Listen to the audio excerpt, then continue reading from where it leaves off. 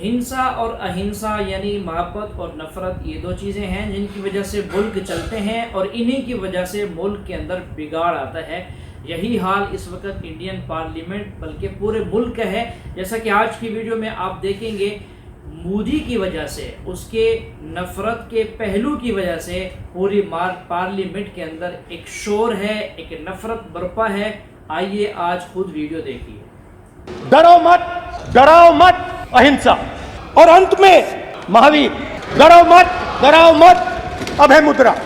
मतलब हिंदुस्तान के इतिहास में 3 फाउंडेशनल आइडियाज हैं। मोदी जी ने अपने भाषण में एक दिन कहा कि हिंदुस्तान ने किसी पर आक्रमण नहीं किया। उसका कारण है क्योंकि ये देश अहिंसा का देश है, ये देश डर का देश नहीं है। तो हमारे सारे के सारे महापुरुषों ने अहिंसा की बात की, डर मिटाने की बात की, डरो मत, डराओ मत। और दूसरी तरफ शिव जी कहते हैं डरो मत, डराओ मत, अभय मुद्रा दिखाते हैं, अहिंसा की बात करते हैं, त्रिशूल को जमीन में गाड़ देते हैं। और जो लोग अपने आप को हिंदू कहते हैं वो 24 घंटा हिंसा हिंसा हिंसा, नफरत नफरत नफरत, असत्य सत्य असत्य।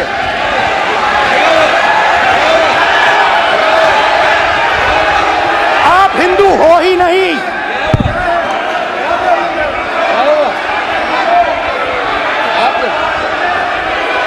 Just get me that picture of Shiva. I'm inside because of it.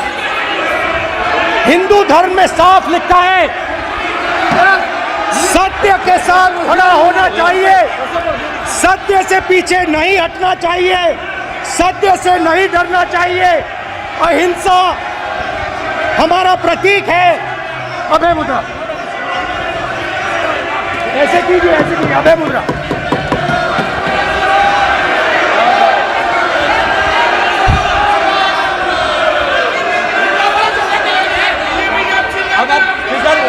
Because से कोई नहीं आएगा। Prime minister will not speak. Then Prime Minister will speak.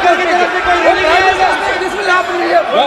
If you are doing this, it will repeat again. भाई भाई भाई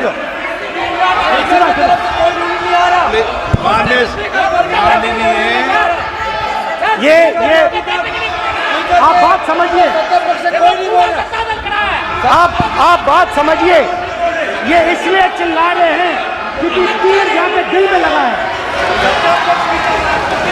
दिल में जाके तीर लगा है, इसलिए ये चिल्ला रहे हैं। देखो चुप हो गए। ये विषय बहुत गंभीर है। पूरे हिंदू समाज को हिंसक कहना ये गंभीर विषय है। बीजेपी को, आपको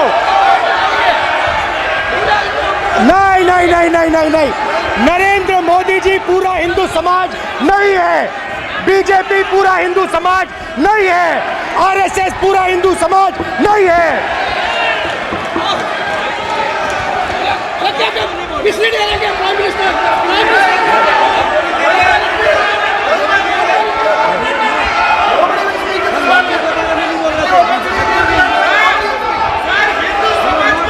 भूपेंद्र यादव जी, ये ठेका नहीं है बीजेपी का।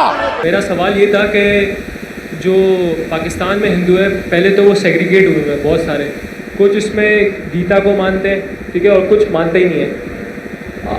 आप जो मुताला करते हैं हम सूरह इमरान का, तो उसमें आप जो कहते हैं कि कम टू कॉमन टर्म्स में आने के लिए हमें वेदास पढ़नी पड़ेगी। तो मैंने आपकी काफ़ी वीडियोस से जो काफ़ी नॉलेज ली, रिसर्च की, तो मैंने उनको रेफरेंसेस दिए, मगर उनका ये कहना है कि जैसे कुरान से पहले तौरात थी, ज़बूर थी, इंजील थी, हम उन पर ईमान लेते हैं, मगर अभी जो हमारी करंटली है वो कुरान है। और वो वैसे ही वो वेदास को इस तरीके से कहते हैं कि वो पहले की थी। मसला दूसरा ये है कि ना उनको खुद को पढ़ना आती है, ना उनको समझ आती है, ना उनके जो रिलीजियस स्कॉलर्स है, अब वो पढ़ते गीता को है। अब गीता में इतनी ज़्यादा कोई तौहीद की बात नहीं है या कोई मतलब कंपैरेटिव नहीं हम कर सकते उसको इस्लाम से कि इस्लाम की तरफ आए। तो आप कुछ मुझे इस तरीके से बताएं कि मैं उनको इस्लाम की तरफ ले आऊँ।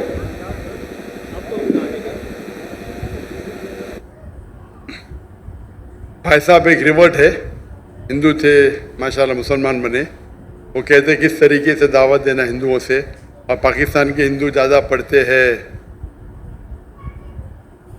भगवत गीता पाकिस्तान के नहीं, दुनिया के अक्सर हिंदू वेद तो बहुत कम पढ़ते हिंदू लोग, चाहे भी हो, क्या इंडिया में हो, पाकिस्तान में हो, अमेरिका में हो।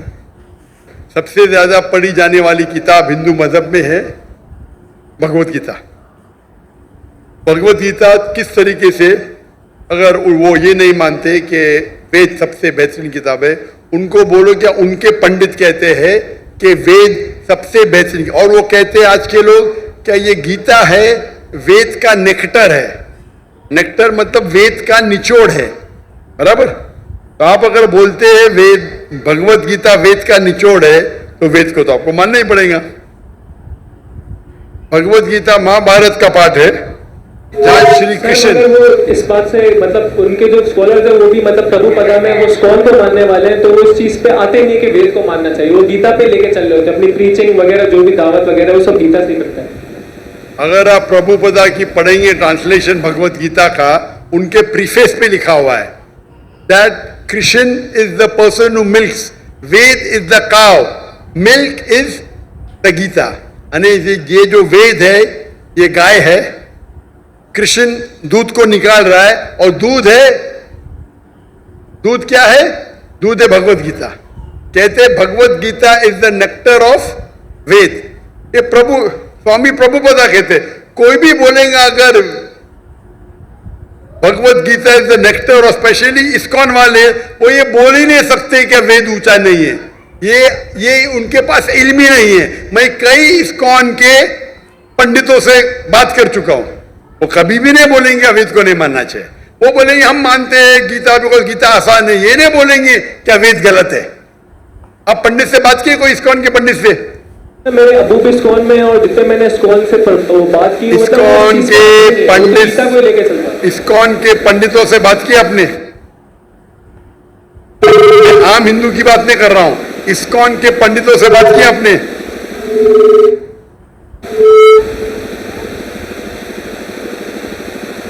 सर आप वापस रिपीट कर सकते हैं आपने क्या बोला? आपने इस्कॉन के पंडितों से बात की? जी सर, मेरे अबू भी इस्कॉन में, और मैंने उनके पंडितों से बात की। तो क्या बोलते हो? उनको दिखाओ ना किताब, स्वामी प्रभुपदा की किताब दिखाओ, प्रीफेस। आपने प्रीफेस पढ़ा क्या नहीं पढ़ा? आपने भगवत गीता की प्रीफेस पढ़ा? आपने भगवत गीता की प्रीफेस पढ़ा? नहीं सर, नहीं पढ़ा। मैं कुरान को पढ़ रहा हूँ। आप नेट पे जाओ, गूगल करो, स्वामी प्रभुपदा की निकालो किताब, नेट पे जाओ, खरीदने की जरूरत है। प्रीफेस पे देखो लिखा हुआ है, इस्कॉन वाले को दिखाओ, क्या ये आपके स्वामी जी कहते, आप क्यों नहीं मानते? नहीं मानते तो इस्कॉन को छोड़ दो, बराबर के नहीं? अगर कोई कहता है उनके मजहबी किताब के खिलाफ, आपको बोलना चाहिए आपको इल्म ही नहीं है आपके किताब के बारे में। दूसरी बात है, पहली बात है।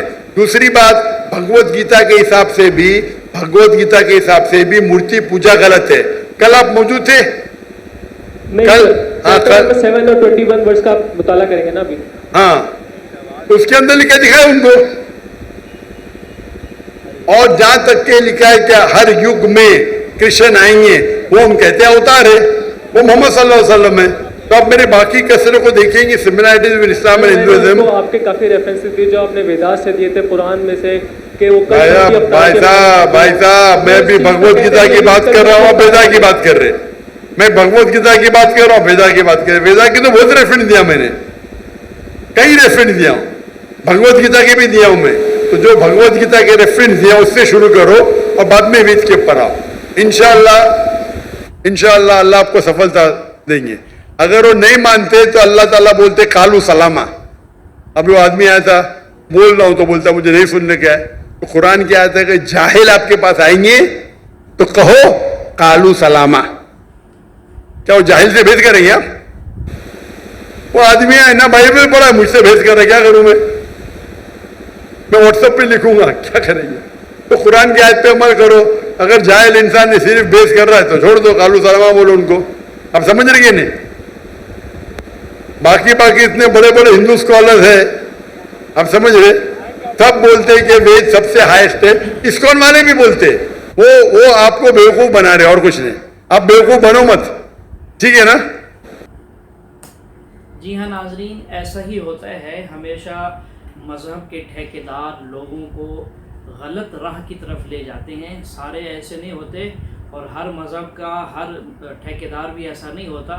खुसूसन ये दावा किया जाता है कि मज़हब इस्लाम में जो उलमा हैं वो लोगों को गलत रास्ते पर चलाते हैं और इस वक्त जो मजहबी सकालर रोनमा हुए हैं उलमा के मुकाबले के, वो सही बात पेश करते हैं। ये बात भी दुरुस्त नहीं है। अल्हम्दुलिल्लाह मज़हब इस्लाम के मुस्तरद जय्यद उलमा किराम मौजूद हैं जो सही बात की तशरीह करते हैं, सही बात बताते हैं, समझाते हैं, उसी की इशाअत करते हैं। बाकी रही ये बात हिंदू मज़हब के मुतालिक, तो डॉक्टर ज़ाकिर नाइक साहब इस बात को ऐलान कहते हैं, इस बात की वजाहत वो बारहा कर चुके हैं कि जो बातें पंडितों की किताबों में लिखी हुई हैं वो बात पंडित कभी भी बयान नहीं करते। पंडित अपनी मर्ज़ी से अपनी घड़ी हुई बातें लोगों को बताते हैं, अपनी किताबों के राह पर नहीं चलाते, अपने रास्ते पर चलाते हैं जो कि गुमराह कुन है। किताबों का भी गुमराह कुन है और उनका अपना नज़रिया तो और ज़्यादा गुमराह कुन होता है। तो जिसकी वजह से नौजवान नस्ल जो है वो बड़ी परेशान होती है कि भाई हम पंडित की बात को लें या किताब के अंदर लिखी हुई बात को लें। इसलिए डॉक्टर साहब कहते हैं हिंदुओं से कम तुम अपने पंडितों को छोड़कर अपनी किताबों की तरफ तो आओ। किताबों के तर्जमे किए हुए हैं, अगर तुम्हारे पास किताबें नहीं तो मेरी लाइब्रेरी में आओ, मैं तुम्हें किताबें भी दूंगा, बैठने के लिए जगह भी दूंगा, पानी भी दूंगा, चाय भी दूंगा, आकर मुताला तो करो। आओ, तुम जिस तर्जमे की बात करते हो, अंग्रेज़ी तर्जमा दूंगा, उर्दू तर्जमा दूंगा, हिंदी दूंगा, आकर मुताला करो। तो यही चीज़ है, किसी भी मज़हब को, किसी भी मसलक को परखना हो तो उसकी किताबों को पढ़ें, उसकी बुनियादी चीज़ों को देखें, समझें कि उसके अंदर क्या लिखा है, बजाय इसके कि किसी तीसरे से सुनकर उसी पर भरोसा करके उस पर हुक्म लगा दिया कि फ़लाँ मज़हब तो ऐसा है, फ़लाँ पंडित या फ़लाँ चीज़ तो ऐसी है। बहरहाल जी, ये आज की वीडियो थी, आपने देखी है। और बड़ी बात जो कहने की है कि इस वक्त जो इंडियन पार्लियामेंट का हाल है वो आपने देखा है, मोदी की वजह से इतना नफ़रत अंगेज़ पहलू जो हुकूमत की तरफ से होता है अवाम के साथ, कभी मुसलमानों के साथ हो रहा होता है, कभी सिखों के साथ, तो कभी हिंदुओं के साथ हो रहा होता है। उसकी वजह वही पॉलिटिशियन हैं, अपने वोट बैंक की वजह से वो सारा कुछ करते रहते हैं। और मुखालिफिन जो अपोजिशन में हैं इस वक्त, हिंदू हों या किसी भी मज़हब से ताल्लुक़ रखते हों, आपने जैसे राहुल गांधी की तकरीर सुनी है, वो तकरीर कर रहा है तो भरे मजमे में जैसे एक कोहसार मचा है, जैसे सारे के सारे खड़े हुए हैं, तो यही पता चलता है कि ये राहुल गांधी जो है वो सही बात कह रहा है और मुखालिफ जो बंदे मुकाबिल मोदी है वो गलती पर है। बहरहाल जी, आज की वीडियो थी, आपको कैसी लगी कमेंट करके ज़रूर बताइएगा। मिलते हैं नई वीडियो में नए टॉपिक के साथ।